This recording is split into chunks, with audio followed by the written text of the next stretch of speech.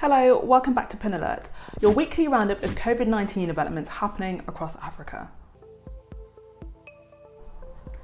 This week's stories include a recorded case in the last African country thought to be free of the virus and how the continent is coming together in innovative ways. As the last African country to go without a reported case of Covid-19, Wednesday saw Lesotho record its first coronavirus case.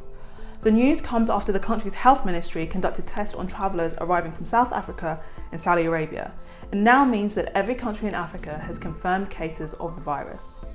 Lesotho has recorded its first case, despite a number of attempts, including the adoption of early lockdown measures in March, to disrupt the virus's movement into the country from surrounding South Africa, which currently has the highest number of confirmed cases on the continent with 11,350. In response, Lesotho's government is now urging nationals to stay in South Africa in order to curb any further spreading of the virus. The development also comes just before Prime Minister Thomas Tabaine's intended resignation next week on the 20th of May. Also this week, new research conducted by the World Health Organization predicted that 200 million people in Africa will catch Covid-19 this year, but the death toll will still be less than Europe. The report states that large countries such as Cameroon and Algeria are likely to be most at risk, smaller countries such as Mauritius and Seychelles will be vulnerable, and densely populated countries such as Nigeria will have the most infections. Currently, Africa still remains the least affected continent with less than 1% of positive cases worldwide and less than 1% of deaths worldwide.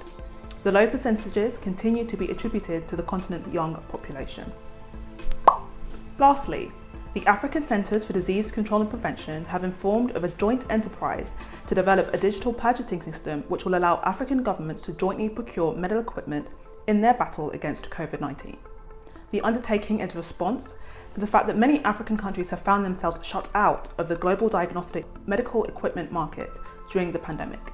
In an interview with the Financial Times, the head of the CDC, Dr. John Nkengasong, said that the development of the digital platform would improve Africa's negotiating position. Previously, African countries have found their orders for medical equipment denied by suppliers due to smaller quantities ordered compared to European nations, and the fact that many African countries have imposed restrictions on the ability of manufacturers to export. The platform was set to be demonstrated at the African Union on Friday the 15th of May with a pilot programme with some countries to follow.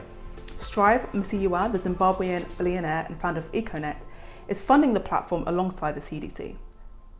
That's it for this week's Pin Alert. We are Pin Africa. Thank you for watching and see you next week.